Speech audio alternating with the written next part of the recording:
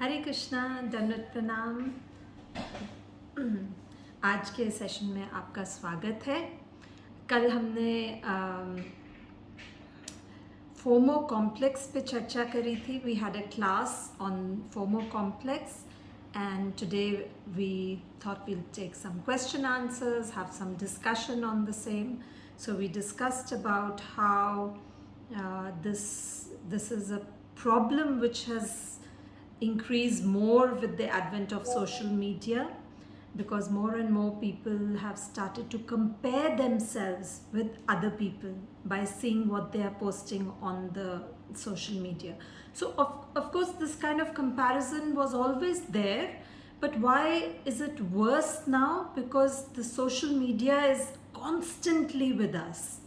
Earlier you would occasionally see what your neighbors are doing, or you would talk to your friends and you would hear about what's happening with them.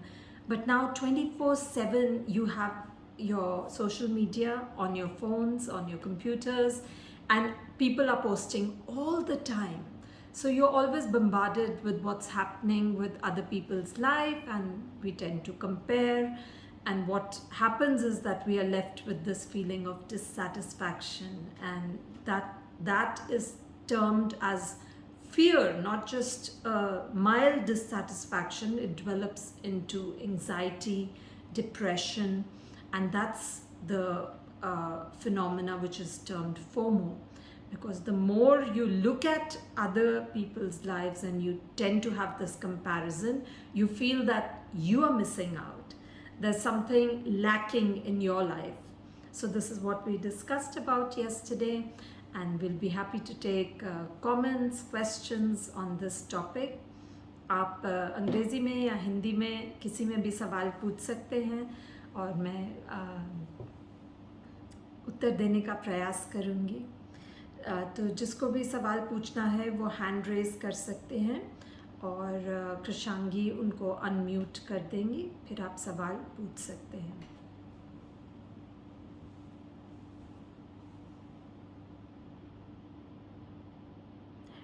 एक माताजी ने मुझे WhatsApp पे question पूछा था, so I can take that question, where there was one of the matajis had this question that she feels she has committed a mistake.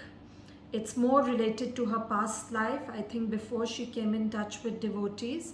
But she's always fearful that if the devotees come to know about what she did in her life before she met with devotees, then they would not like to associate with her. So this is not directly connected with the topic of FOMO in context of social media, but in one sense she said, I have the fear that I will miss out on devotee association if they come to know about my past. So she wanted me to take this question. Nitikata Mataji, recording is going on. It's not on Zoom. I'm separately recording it, so don't worry. This session will be available online. So she wanted to discuss this, that what should she do, because she's so anxious that somebody will come to know about her past.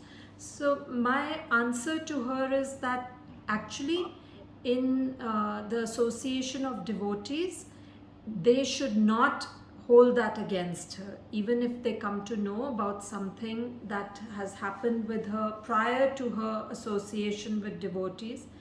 Well, most of us didn't know about so many important things before we came in touch with devotees. So it would be very wrong if somebody is shunning her or trying to not associate with her based on things that happened in the past. Particularly, Srila Prabhupada was very merciful in this regard and understanding what to say of people's past before they came in touch with devotees. Even when we are in the association of devotees and we make a mistake, of course one should repent, but the solution is not that we throw that person out of devotee association. No, I mean, unless it's a very grievous behavioral problem which is affecting the other devotees. If it is a one-time thing and they are repentant, they want to improve, then they are welcomed by the devotees. So my answer to this young lady would be that please don't worry about your past, and even if somebody comes to know about it, you should impress upon them that you are not going to make that mistake again. So they should be kind towards you. I hope you are in such devotee association that they are understanding.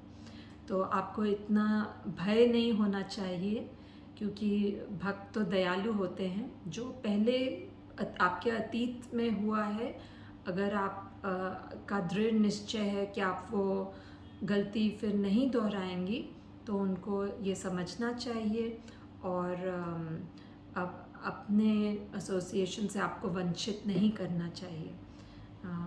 So I hope you are in good devotee association, और आपको इतनी घबराहट नहीं होनी चाहिए, मायूस नहीं होना चाहिए, क्योंकि काफ़ी ऐसे भक्त हैं जो कि अलग अलग मार्ग से होते हुए भक्ति मार्ग में लगते हैं. तो इसमें कोई बड़ी बात नहीं है. पहले की हमारी ज़िंदगी हमें छोड़ देनी है और आगे प्रगति करनी है.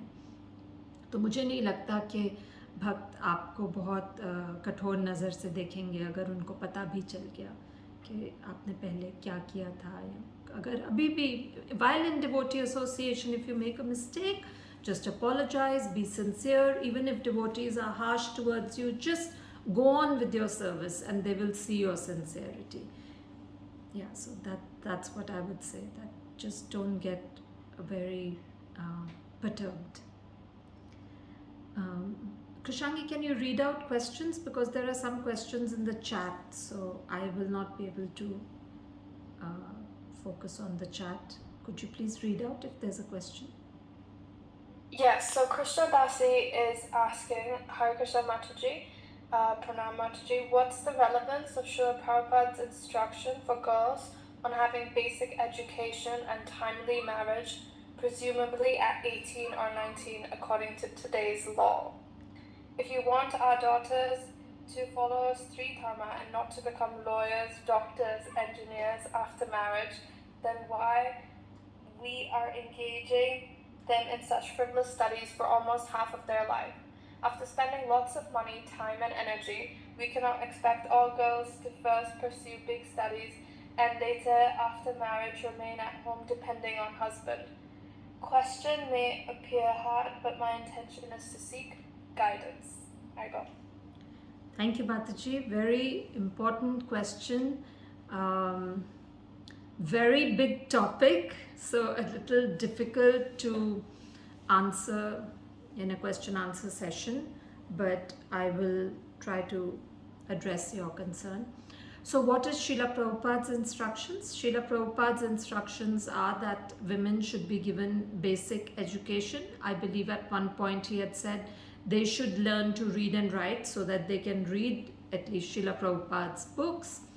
And his emphasis has always been to train girls to be chaste wives, to learn to cook, clean, be very expert in household things.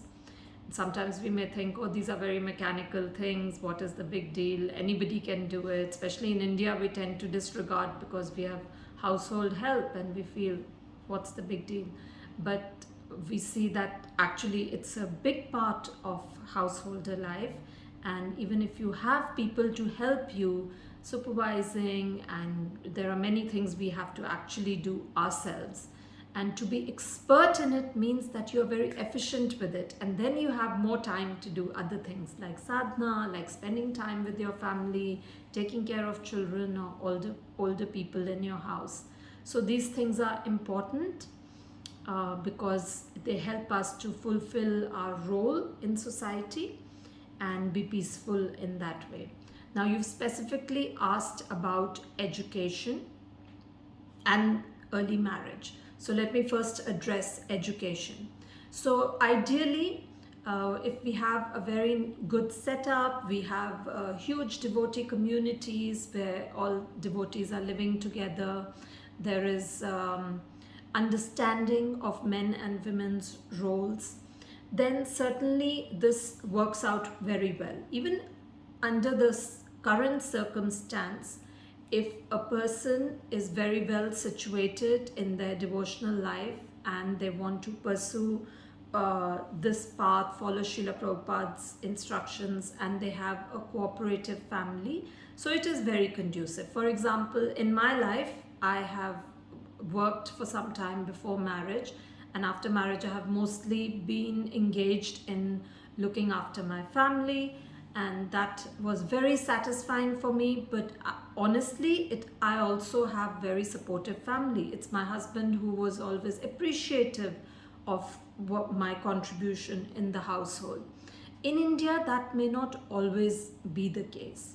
Sometimes most families, they expect that the children should be educated, boys or girls. For example, if you are looking to get married and if you don't have an education, like minimally school education and a graduate degree, then people may not want to go ahead with the match because they feel, oh, what about their standing in society? And if somebody asks them, oh, how qualified is your daughter-in-law, they may not be able to say.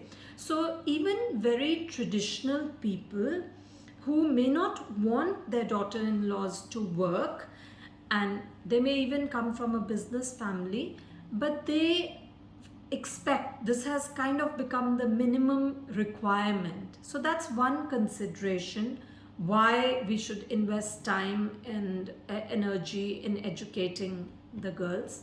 The other thing is that many people do not understand this traditional role and how it is essential to a woman's life and her family life.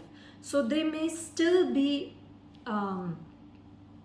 if there's a lady who's not well educated, they may be very dismissive or disparaging towards her. So just to get that minimum level of, you may say, respect, sometimes that degree is required, you know.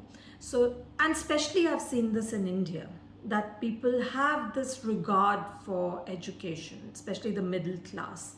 So from a practical point of view, I feel that there's no harm if our girls have some kind of higher education beyond school. And there is this this idea that, what you mentioned, that should we spend a lot of time and effort on it. So that is a personal choice.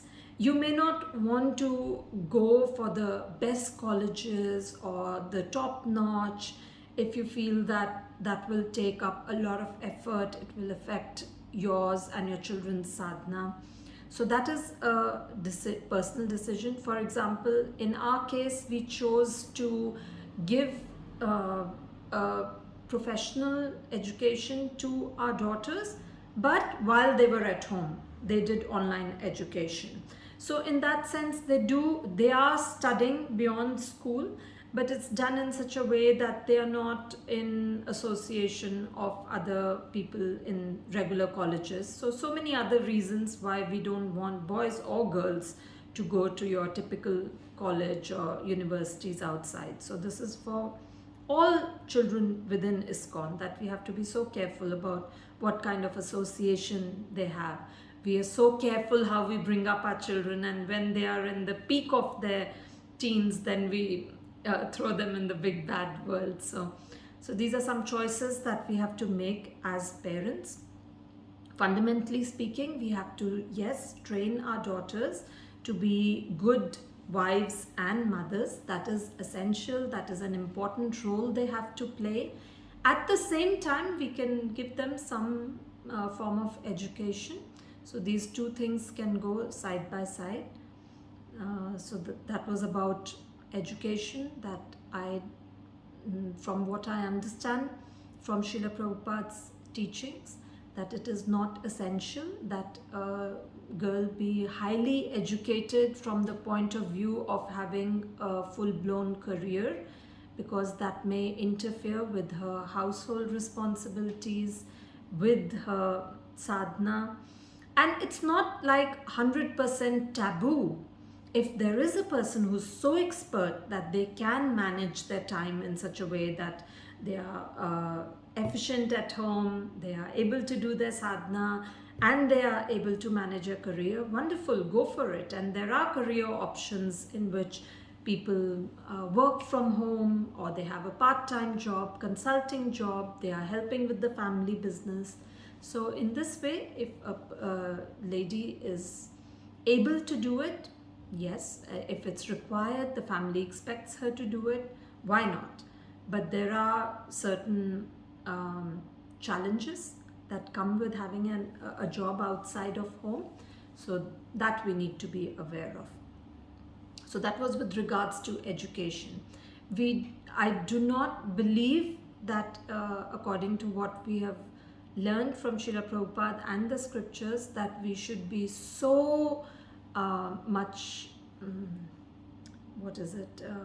focused on career, both for boys and girls. Even for boys, we should equip our boys in such a way that they can have a career which allows them to fulfill their responsibilities at home, and at some point take retirement and do full-time service, engage in devotional life. So we have to make intelligent career options for our children, both boys and girls. That's related to education.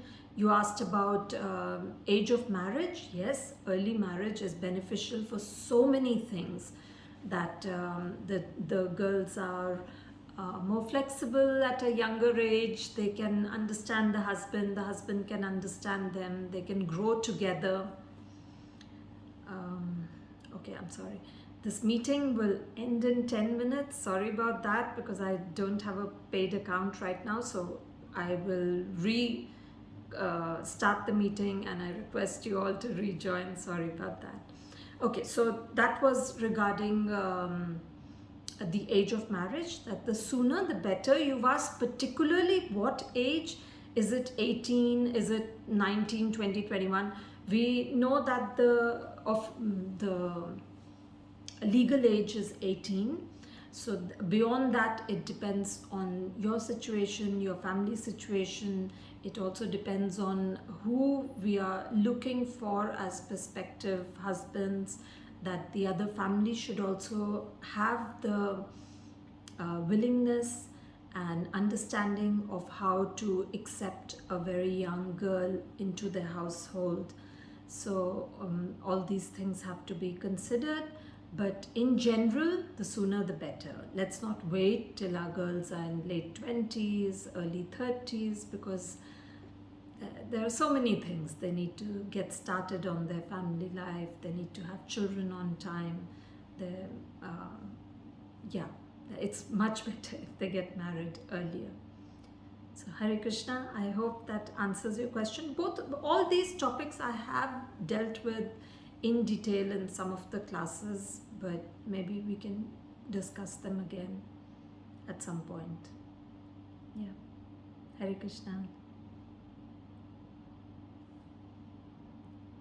If there are any more questions, Krishangi, are there questions in chat, or Matajis, you can please raise your hand. There's the raise hand symbol. You can press it, or you can write in chat.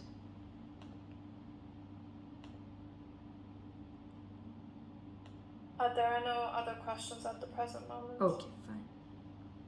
That's fine. Machi says thank you. Okay. Krishna Das.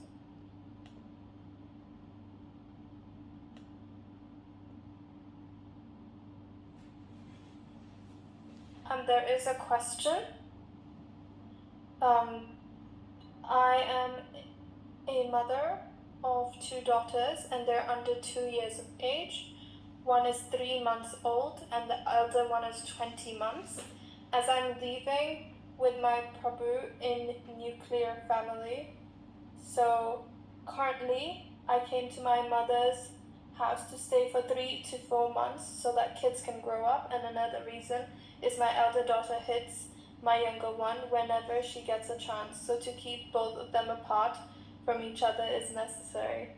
But my Prabhuji, he's feeling lonely there and keeps telling me that you're not thinking of me, I'm alone here and you should come back. And even before I came, he was telling the same. We've discussed many times that I will not be able to manage them alone, and we do not know when my elder daughter stops hitting the younger one. And sometimes my Prabhu didn't eat whole day because the cook didn't come, and due to his busy schedule, he didn't cook anything, which makes me feel guilty. Oh. So is the question that whether you should be with your husband or you should stay apart to take care of the children? That's the question, is it?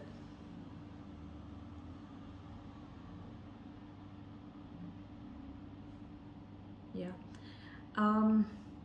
Well, honestly, this is a difficult situation. This is what happens when we have smaller families, that when the children come, it becomes difficult to handle.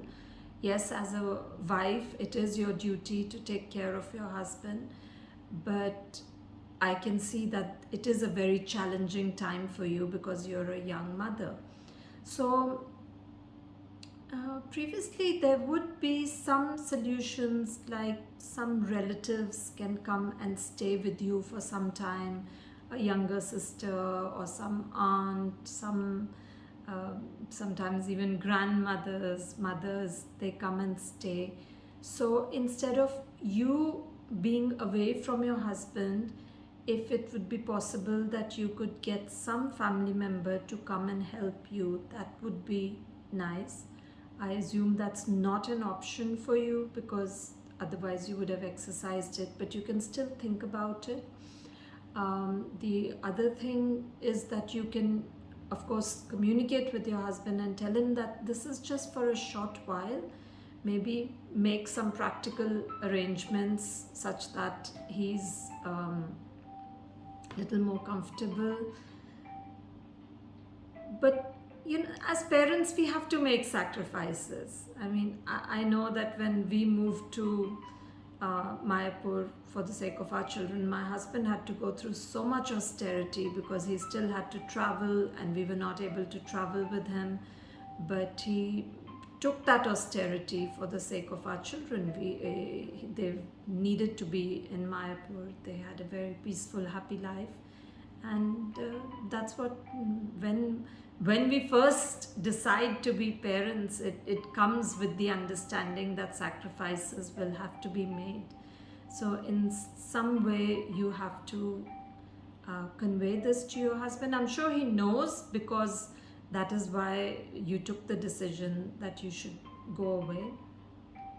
But maybe you could discuss it a little more with him, or it's likely that he's just frustrated and he's just venting out. So you should just be understanding, you should be sympathetic, that yes, I can understand it's a very difficult situation where you have to work and you have to come home and even cook and do everything yourself. So maybe he just needs you to be a little understanding, that's all. So try to just be more expressive, be grateful that you have this opportunity where you can be with other family members who can help you out. So if you appear to be happy, then maybe that will help him. That if you say that, well, yes, you're going through a lot, but this is really helping me take care of the children, and that it's for a short while. So maybe that would help.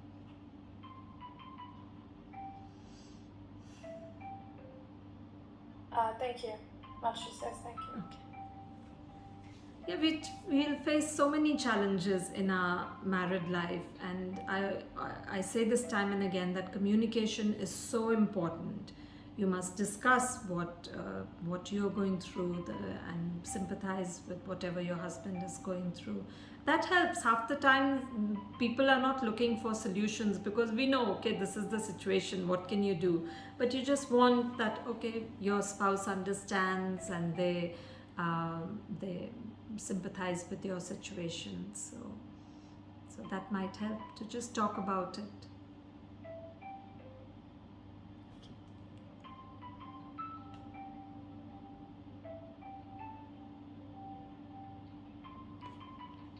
So we finish in about 1.5 minutes. On the topic of FOMO, somebody had asked this question, that how do we impress upon our children? We see that when they are involved in social media, they're not becoming communicative, they're just sitting alone, but we can't tell them to just be away from their phones. So what should we do? So as parents, a couple of things that we can do is we can sit and discuss with them. Sometimes we may notice that when our children are on social media, after that actually they look very morose, they look upset, and actually this is the whole concept of FOMO, that people feel upset after being connected to social media. So we can discuss with them that, I've noticed you always look a bit sad or depressed afterwards, so what is the reason? So at least in that way we will get them to introspect about what's happening. Sometimes one is so involved in things that you don't even stop to think that, is this good for me or not? So having this conversation would be helpful. And also these days actually it's quite a trend to have a digital detox. So we can suggest to our friends or children or someone who we are concerned about that they are getting upset because of social media, we can suggest to them, how about you go a few days without social media and see how you feel about it. So that's something else we can try and see. Okay, sorry for the interruption. So we have some questions from Tripti Mataji. I'll take those questions. Mataji, I have heard the statement, a good wife is one who serves her husband in the morning like a mother does, loves him in the day like a sister does, and pleases him like a prostitute in the night. And this seems very practical. However, how will we be able to reach the standard of proper marriage rules like Garbhadhan Samskar and Krishna conscious children? Okay, so we've discussed this statement before. It just means that, at different points in time you have to behave with affection or taking care and like that. So I don't quite understand the question. How will we reach the proper standard like Garbhadhan Samskar and Krishna conscious children? That's how we have to lead Grihastha life. It's called Grihastha Ashram for that reason, that it should be maintained according to the rules and regulations that are given in Shastra, which means that intimacy between husband and wife should not be frivolous. It is for the sake of begetting children, and there should be a very prayerful mood. That is why Garbhadhan Samskar means when you are planning to have children, one should be so careful about your consciousness. One should pray sincerely for a good child, and there are all these rules that before conception both husband and wife should chant 50 rounds. So how is it possible? It is possible if we are following our sadhana nicely, if both husband and wife are committed to leading a Krishna conscious life. So they should cooperate with each other and lead their life in such a way, their grihastha ashram in such a way that they follow this. Garbhadhan Samskar is so important because then you can invite a nice pious soul into your family. So I'm sorry, but I don't quite understand the question, but I hope I have addressed it to some extent. Then the next question is there any Mataji or any way, please, who can help me decide my career path post MBBS for simple earning and living? So there are some Matajis in Mayapur. One of my good friends, Shiromani Mataji, she is a doctor, MBBS qualified doctor from Manipal University. She's preaching to a lot of girls who are from there, and she's living in Mayapur, so she's happily living with her family. There are other ladies who are qualified, and I think they have opportunity to serve within ISKCON, the clinic that we have. There are some devotees in Bombay, I believe they are serving with Bhaktivedanta Hospital. So in this way, if you have a qualification and you want to use it in Krishna's service, then you can help with devotees. You can, even while being at home, you can be available. If some devotees have some health issues, they can consult with you. You can give them simple advice. So that's one way. I could get you in touch with Mataji, and you can discuss more with her that what are your options, how you want to lead a Krishna conscious life while being a doctor. So that may help. And your next question is, there are situations where we have to stay friends with our old friends who are not into Krishna consciousness. So these old friends, and even people in general, they tend to mock my way of life, thinking, reacting as if I'm too dumb or naive. Then I feel lost, disheartened, what to do in such situations. Yes, these situations come up a lot when we take to Krishna consciousness. Our friends or family, sometimes they feel, oh, you're just being brainwashed and you can't see it.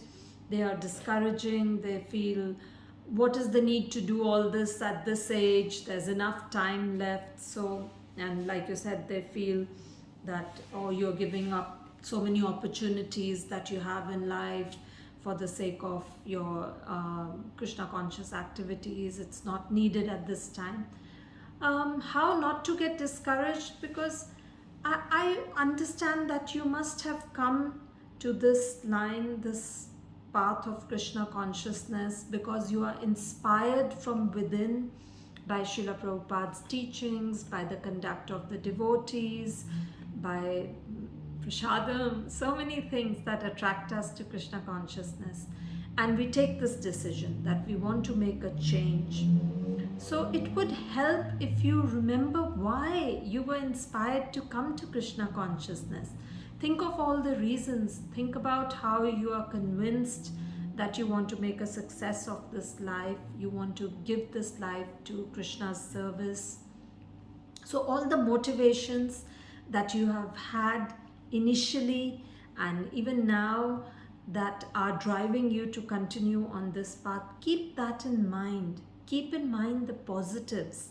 Then people who do not understand will not be able to affect you so much. And another very important thing is to remain in association of devotees. So of course we can't cut off all contact with people, otherwise they may be our relatives and, like you said, friends from our childhood or from school times, college, who are not devotees. But still they may be good friends to us. So we don't want to cut off contact with them.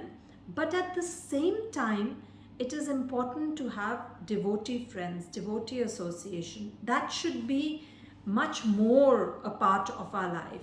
Then you will not feel disheartened, because there will be somebody who is understanding, who is encouraging, who connects with you on your level in terms of your aspirations for your spiritual life. So if you're with such people, they will give you the positive thoughts, ideas, subliminals that you need. And then the things that you get from other people will not affect you so much. So I would encourage you, Tripti, be in touch with devotees and continue. If you're doing your sadhana nicely, you're reading Prabhupada's books and lectures are so inspiring. At that time, we are in association with Prabhupada, and it seems that yes, whatever he's saying is perfectly correct, even if it goes against what most people in the world are thinking and saying, but we feel fully convinced. So continue to doing all these things, and that will keep your enthusiasm in Krishna consciousness. And conversely, then any feelings of doubt or upsetness that you feel because of other people will not affect you so much.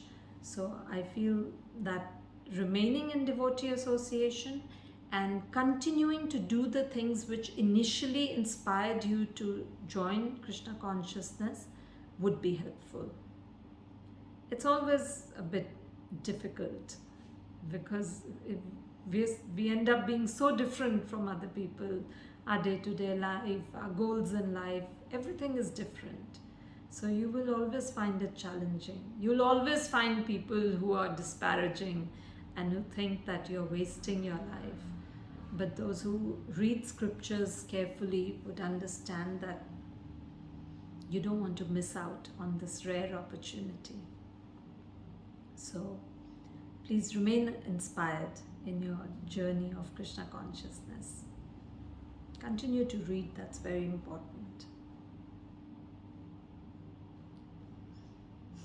Any more questions? I have some questions from a young lady that I would like to answer if nobody has a question here.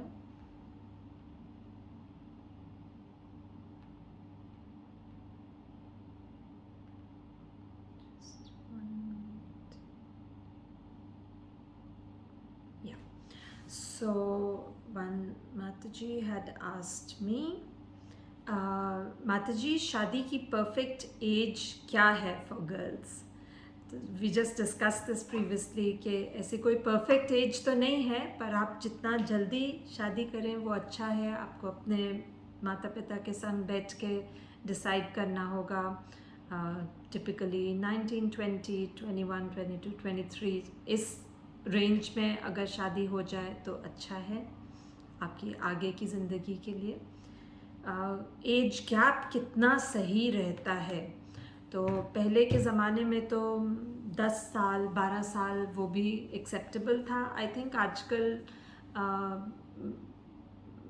Boys and girls they do want to have that compatibility, relatability कि हमें अपने पति के साथ बहुत ज़्यादा generation gap नहीं चाहिए.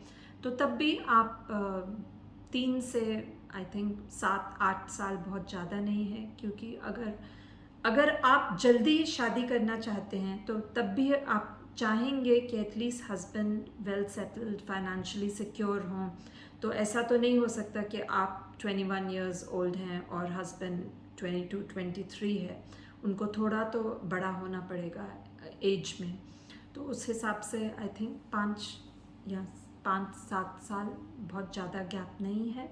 उसके और भी फ़ायदे होते हैं that naturally there is a feeling of respect अगर एज गैप हो. नहीं तो कई बार अगर हम उम्र के हों पति और पत्नी तो थोड़ा एटीट्यूड कैजुअल हो सकता है. इसमें कोई बुराई नहीं है, फ्रेंडशिप तो होनी चाहिए, पर तब भी उसका फ़ायदा भी है अगर थोड़े एज गैप हो. तो ये आपका दूसरा सवाल था. तीसरा सवाल, माताजी हम शादी के लिए कब तैयार होते हैं? क्या क्वालिफ़िकेशन होनी चाहिए?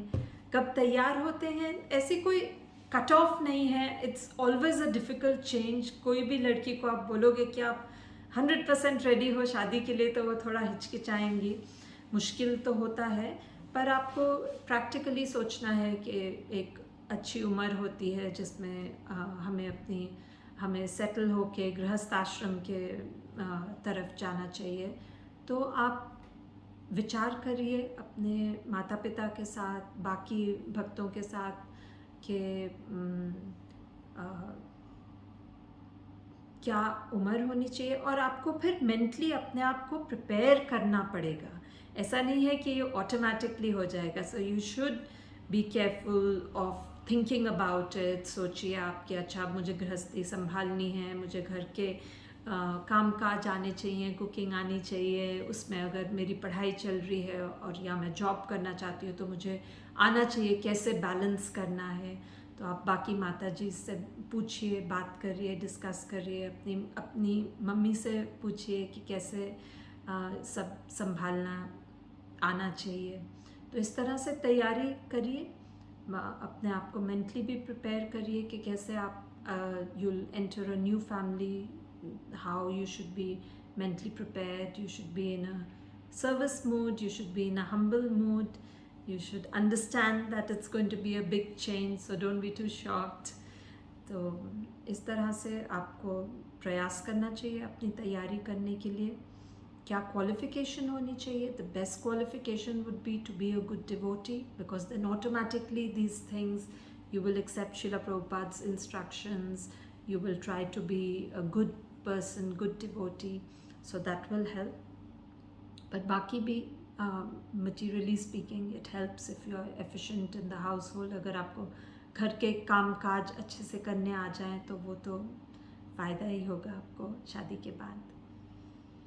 So, Hare Krishna. There's a hand raised. Kamila Mataji, Krishangi, could you, or are you not the host, is it? I can make you the host. You can please unmute. Mataji is, Kamila Mataji is unmuted. Please, Mataji, go ahead and ask your question. Hare Krishna. Hare Krishna. Dhanavad Pranam.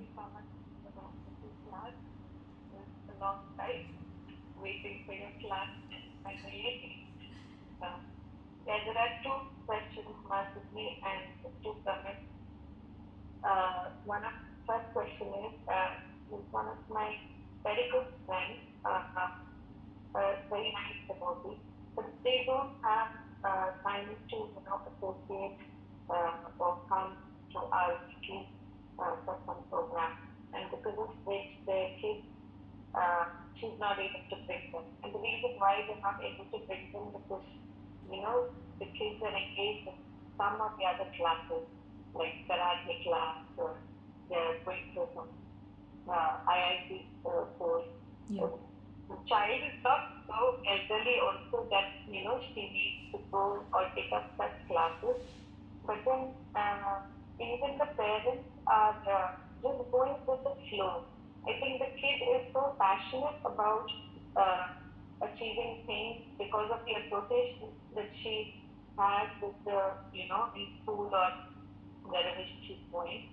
So and she's so passionate that she would sit late night, or she would be in anxiety, wake up at 3 in the morning and sit and start reading, preparing for the exam, that thing. So the child is really small, and I was very concerned, and I didn't know how to approach the parents as well. But the parent was talking to me very casually and telling this, but for me it was not a casual thing because I thought it was like this for me. When I heard this class, after hearing this, I thought I should maybe talk to the parents, see how I can help. What would you suggest? Yeah, Mataji, I do see where you're coming from. You're very concerned about how the child is already getting involved with so many things, and it's only going to become worse when they grow up. And you're concerned that they will not develop affection for Krishna conscious activities. But Mataji, it's very difficult to tell someone else outright that you're not doing the right thing for a child unless you're guiding them. So it's a little tricky unless they seek your advice to give advice. That's what I feel. I understand that you have the good intention of telling them now rather than they realize too late that they didn't give this time for teaching their children about Krishna conscious things. So I understand where you're coming from, but what you can do is that, yes, bring it up. Maybe not tell them directly. If there is some indirect way that you can tell about somebody whose children are grown up and they are not interested in becoming devotees, and how it really starts from the beginning. So if they think that later their children will come to Krishna consciousness without them making the effort now, it's not going to happen. But maybe don't tell them directly. Maybe just discuss the fact that so many of the children in the movement are not interested to be devotees, and why that should be the case. And that may get them thinking that they have a great responsibility towards their children. It's not just to make them materially accomplished, but also spiritually. So instead of telling them directly, it needs to be conveyed in a slightly roundabout manner, unless you have a good relationship with them. If you are good friends, then you can directly tell them that, this is a very, very important time, especially as you are saying that the children are not very old. So that is the right time to give them lots of Krishna consciousness, to engage them in programs, so that somehow this settles in their heart. And later, even if they are busy with their studies and they are not able to actively engage, but somehow that seed is there in their heart, and they will feel that, okay, when I have finished this commitment, I will get back to chanting regularly, doing kirtan, attending the programs. So that should be in their heart. But that will only happen if in their younger age they get the taste, and the parents are working very hard to give them that taste. So, yeah. Absolutely, Mansi. Like you said, we can't approach until, and I was also hesitant if, until they themselves approach and, confront the issue. Yes, Mansi, thank you so much. That's awesome. My next question, you said that it's very important to move on. Okay, it's very easy to say to move on and move forward with this Krishna says that, one who's not being affected by the student and accept everything good, bad, and ugly as a mercy of the Lord and just move on. Sometimes, it is, it does come to our mind. It's not that we don't know. We know we have to move on, but sometimes we do go back, fall into that, thing, and then maybe go back to depression, thinking that why, what have I been missing out on? And it may affect the people around, like the family. Yes. And, so that is something I'm just worried about, because we go through so many things, and, the kids are also there, and I don't want such things to be affecting our children. We are going the roller coaster in our musty. Yes. So your question is, how do we move on if things have happened in the past which have been upsetting? How do we just go on and just not have that attitude where we are looking back and repenting? What we were talking about, FOMO, the regret of missing out, that I could have done things differently.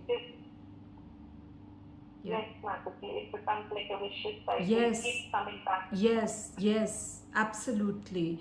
But it's good, Mataji, the first thing to recognize is that, yes, this is happening, that I am doing it to myself. I'm again and again revisiting the unpleasant things. So we really have to sit and think about how this is so damaging for my consciousness, and it is disrupting my life, my spiritual life in so many ways. Because regret, that's the one thing that kind of, that lamentation that, oh, this happened, why did this happen, maybe I could have done things differently, that will not allow us to move on. So maybe we should stop when the thought comes, just pause it, that no, I'm not going to go down that path. Because really, like you said, it becomes a vicious loop. We start thinking about one thing, then another, and before you know it, you're fully sucked into that situation. And that's the thing, the situation is over, but for us it's not over, because in our mind we keep going back to it. So just stop.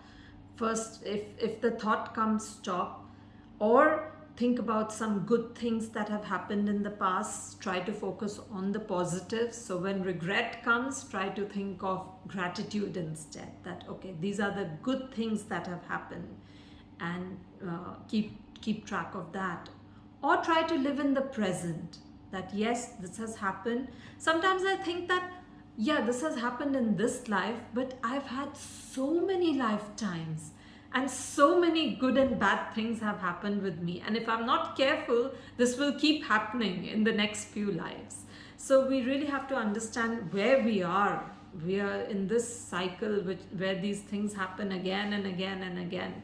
So we want to stop that cycle. So maybe keep things in perspective, that whatever we are thinking was a terrible thing, or it was really bad, but in the grand scheme of affairs, it's really a little thing.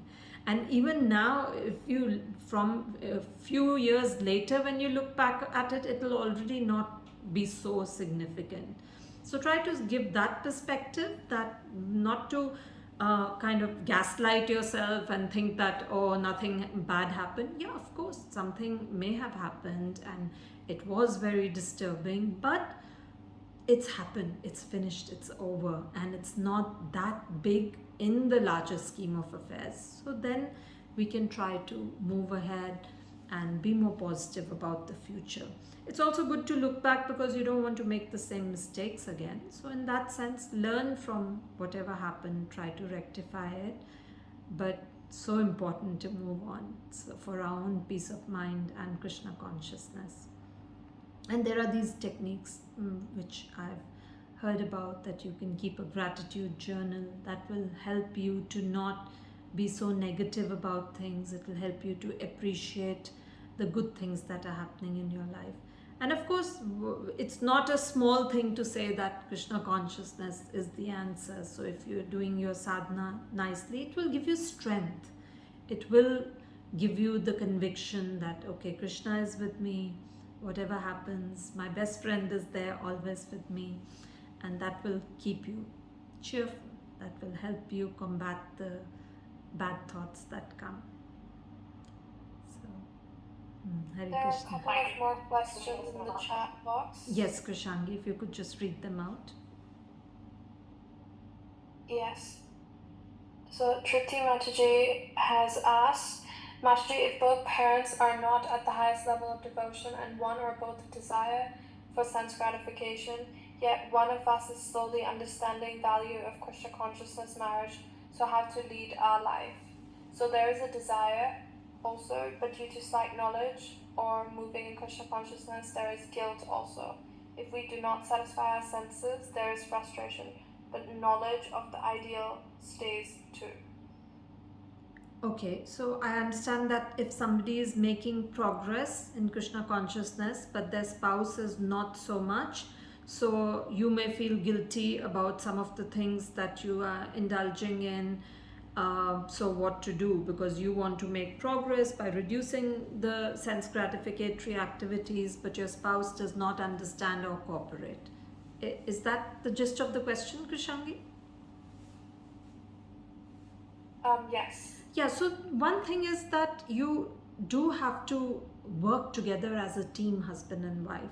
So maybe you have to be a little patient. It's possible that you have a certain understanding and your husband doesn't. So you can try to discuss it, but not be very forceful. Give him time to come up to that level. It may happen over a period of time. It may not happen, but you have to accept your situation and behave accordingly, which means that, okay, maybe you have to do certain things like go out and watch a movie. You don't have much interest in it, but your husband really likes it, and you feel that's sense gratification, but he really would get upset if you don't accompany him. So things like this, that's all right. There's nothing to feel guilty, because as a wife, you have to also serve your husband, make sure the family is peaceful. So if you are being very adamant about your beliefs and not able to function as a member of that family, then that will be disruptive to everybody in your material life, spiritual life. So somewhere you have to find a compromise. If it is something like your husband eats non-vegetarian food, then at least for those kind of things you can say no. So there are some things in which you should not compromise, But there are other little things which you have to understand the other person's mentality and be accepting. And that's not a very you should not think that, oh, you're making a big sacrifice. You have to understand that everybody has their own level of understanding, and roles could have been reversed. What if you were not interested in Krishna consciousness and your husband was? Would you like it if he forces so many things on you and says, don't do this, don't do that? So some things have to be dealt with gradually, and especially in your role as a daughter-in-law, as a wife, it's good that you agree to what your family members are saying if it does not have a major impact on your consciousness, and try to preserve your consciousness by doing your sadhana very sincerely. So don't try to create too much controversy in the household. That doesn't help. Be amicable to what other people feel like doing at that point in time, but try to be sincere in your sadhana, so that if you have to do some sense gratificatory activities to be part of the family, that will not affect you negatively. So that's one solution. More questions, Krishangi? Yes, there is one more question. What should one do when authorities do partiality in service with their students? Means, suppose I asked for some specific service, but my authority always did partiality and making an excuse like you're not capable for the service yet, not married, not initiated. But same with this, they took some other person in the service who are not even married or initiated to, and even younger than me, but she is their family member. They took for the same service. So what should I think in such a situation? I started having self-doubt and discouragement and not feeling enthusiasm in sadhana bhakti, and they are now even not support or taking follow-up or counseling for sadhana life. And if when I go to the temple, the people make me feel I'm alone, not involving in any service. Sometimes also I have felt that they have more concern about their reputation, dignity in the temple, more than compassion towards junior devotees, as they are senior devotees in temple. They are senior devotees in the temple and they always expect respect. What should one do in such a situation? I can see that's a very difficult situation, because we expect our seniors to be encouraging, to engage us in service, and if they are the ones who are actually doing partiality like this, then it can be discouraging. One thing is that maybe what we see as partiality could be for some other reason. Maybe the person who they have given service to really needed that service. That I can see that you're enthusiastic about Krishna consciousness. Maybe that other person was a bit unsure, and your seniors felt that, oh, if we engage her in service, then she will get more taste for Krishna consciousness. So it's possible that there could be some other reason. If to us it just seems like, oh, she's their family member, that's why they are engaging her. But maybe there is some other reason. So you should give the benefit of doubt. You should think that maybe there are other reasons that I don't know about. We should not always assume that it is because of, just partiality because they know this person. But still, in human nature, it happens sometimes. People give more service to their friends or people they are acquainted with, and it happens sometimes. Don't get disheartened. You have such a long life in Krishna consciousness ahead, and there will be other opportunities. Don't lose your enthusiasm. Maybe there are other devotees who you could engage for service. It could be, I'm not saying that 100%, but maybe Krishna is teaching you not to be attached to a particular kind of service. Do some other kind of service, you may think that, oh, maybe there was some pride coming in your heart that I make the best garlands or something like that. We don't know the reasons, but you can seek other service, or you can just be patient. If you're sincerely there, available for service, you will get the opportunity. And there are so many opportunities.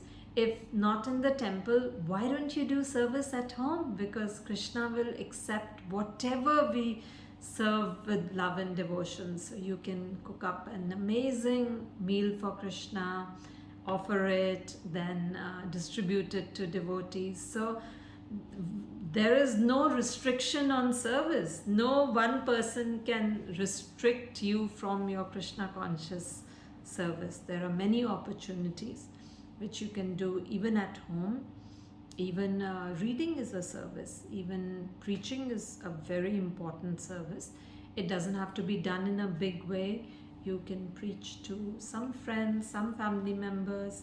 You can do book distribution. There are so many opportunities. Don't restrict yourself to some service opportunities in the temple. And this is good, because once, I'm not saying the situation is good, but having the attitude that I can do service in whatever situation I'm in is helpful. Because sometimes we'll get married, we have children, we are restricted to the household and not able to go to the temple and serve. That doesn't mean that our service will stop. Service should never stop.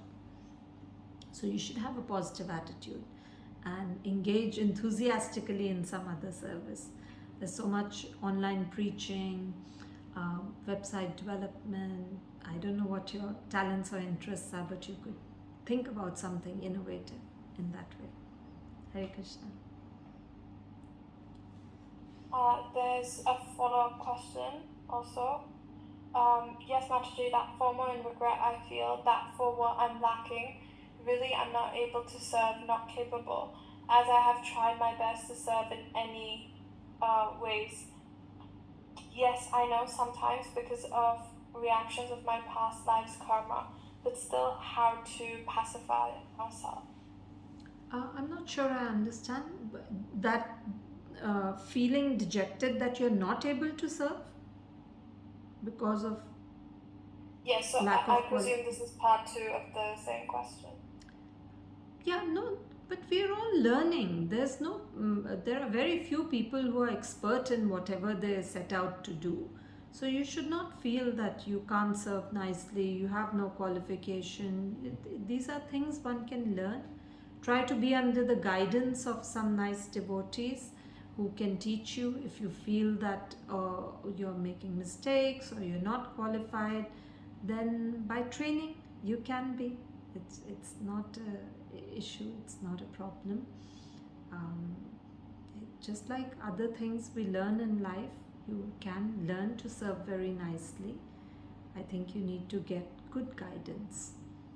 So that will help. There's no reason to be dejected. Everybody has some talent that they can use in Krishna's service. So you just need to identify what that nice special thing you have, and you should serve that. You should utilize that to serve Lord Krishna.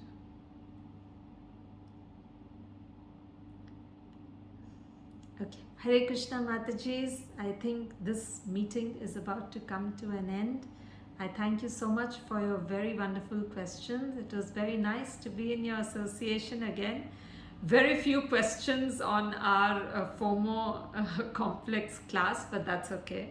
It's nice to discuss whatever it is that's on our mind, which is preventing us to make progress in our spiritual life. So it was very, very wonderful to be in your association. Thank you so much. I hope to meet with you again. Hare Krishna. Vanchakalpatarubhyascha kripa sindhubhya patitanam pavanebhyo vaishnavebhyo namo namah. And of course, our discussions don't end. You can always post on WhatsApp any more questions or comments. I will be very happy to hear from you. Hare Krishna.